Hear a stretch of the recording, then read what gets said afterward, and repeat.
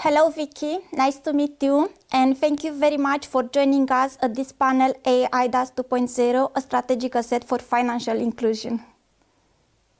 Hello, and thank you very much for inviting me. Welcome everybody to this very interesting topic and panel.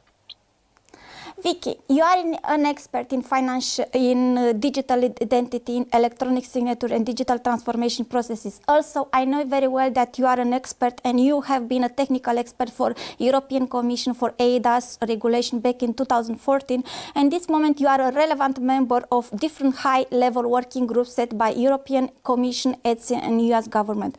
Can you tell us what is eIDAS 2.0 and why it was created? Well, eIDAS 2.0 is the proposal that the European Commission published last year in order to revise the current framework eIDAS regulation, essentially on the electronic identity part. As you know, eIDAS regulation has two parts. One is related to electronic identity and the other one to trust services provisioning.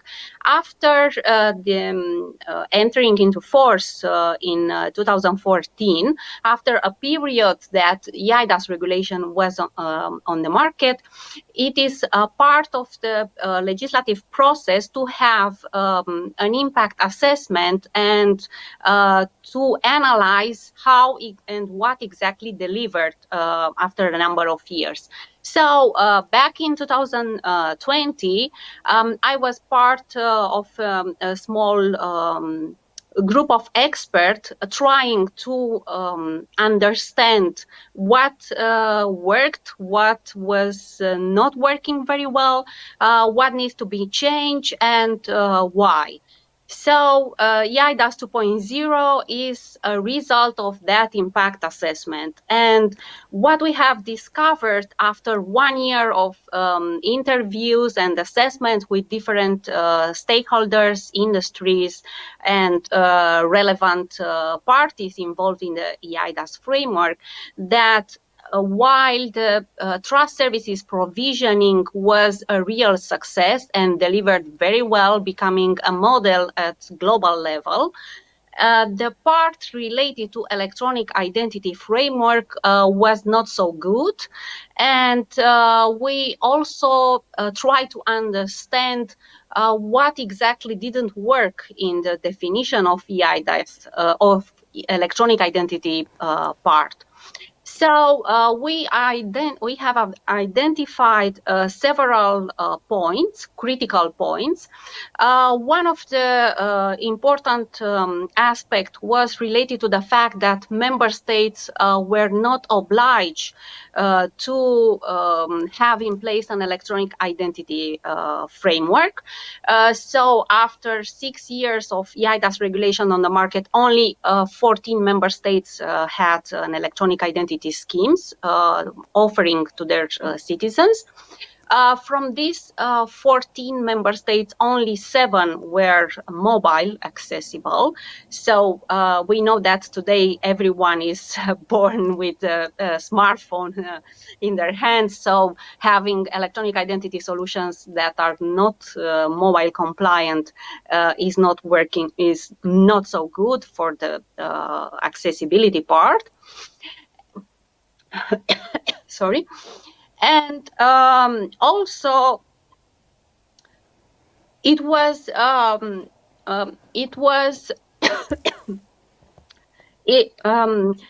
of the goals of revisioning the eIDAS, the electronic identity framework, was related to the citizen, to give the power to the citizen to have control over their data, with whom they are sharing their data, for what purpose, and to have the possibility to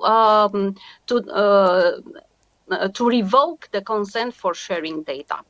So in a nutshell, a lot of improvements for electronic identity framework. And in my opinion, this is the most ambitious project since the invention of the internet at global level. Having an electronic identity scheme, having a mobile wallet for digital identity that you can use and access cross-border different services would be for sure a revolution. That's true. That's true. At this moment, there are very, very big discussions regarding the level of assurance. As you know, under eIDAS 1.0, in order to issue a qualified certificate, you can use a level of assurance substantial or high. In this moment, there are some discussion only to be the high level of assurance. What do you think? What will be the eIDAS 2.0, and also what are you consider as the benefits and also the risk?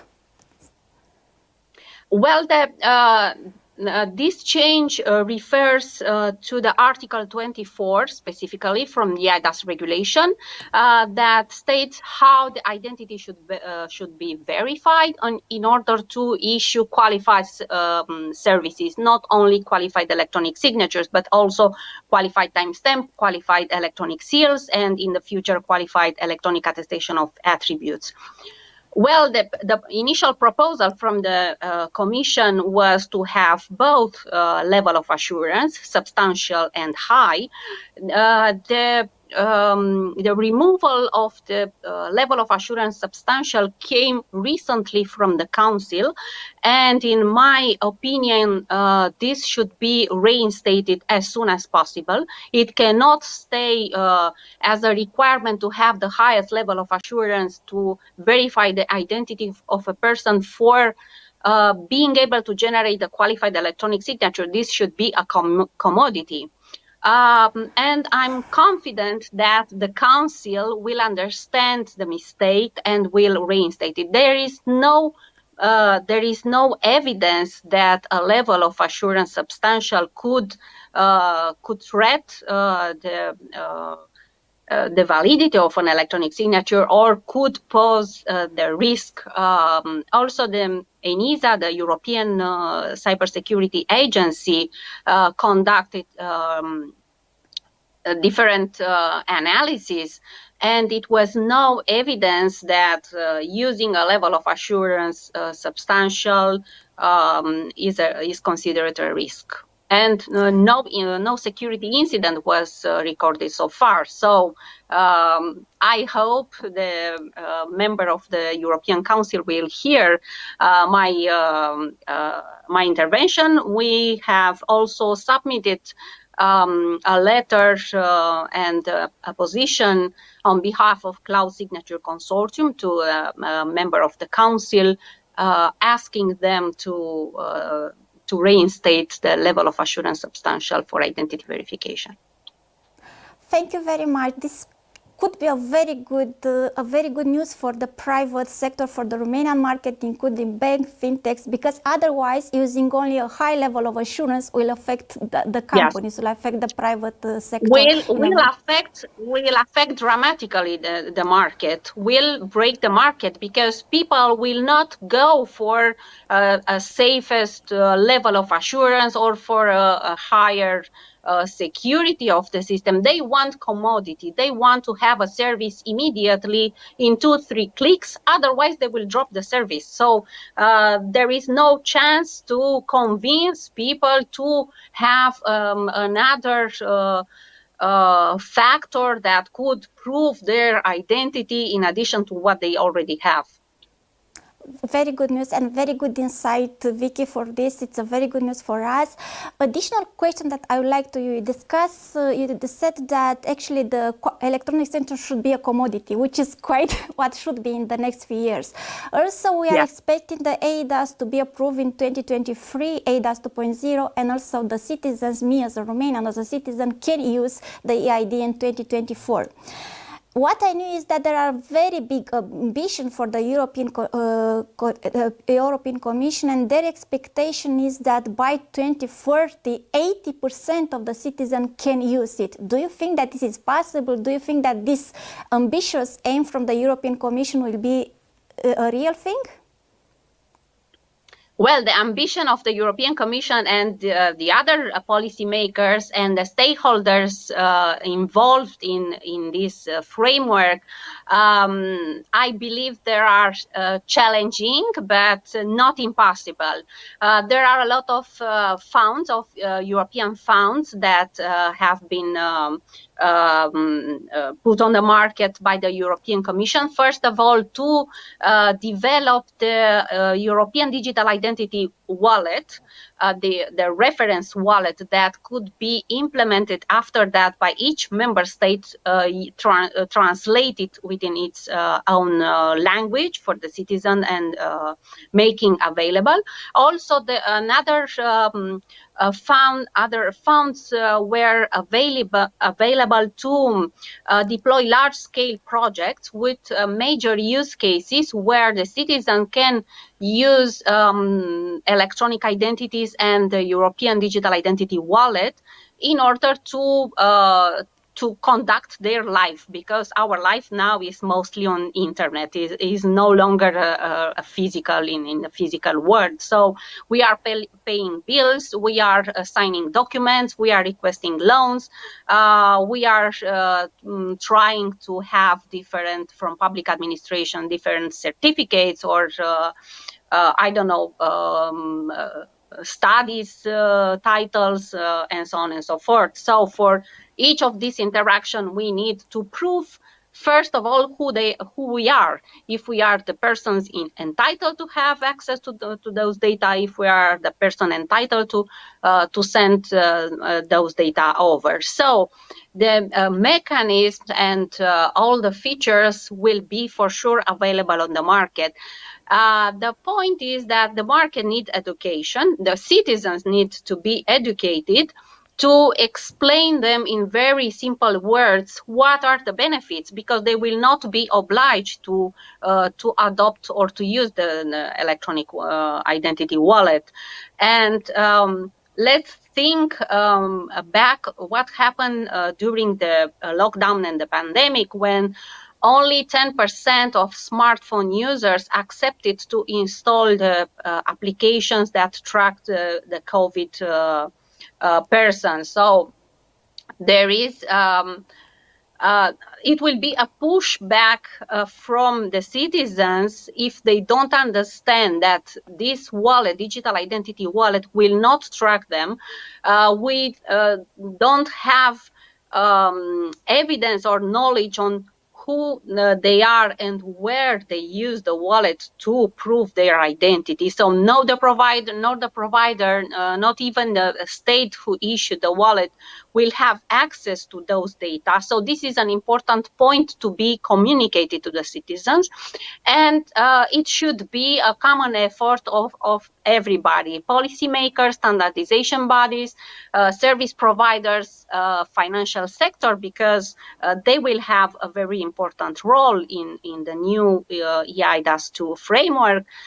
Don't forget that financial industry is one of the industry that is obliged by eIDAS 2 to accept the electronic identification means from the citizens, the wallet. So they should start working, they should have started working yesterday to implement and to adapt their solutions and services to be able to offer on the market once the eIDAS regulation is entering into force. So I'm really confident that it will be a success, but we have to work together to make it happening.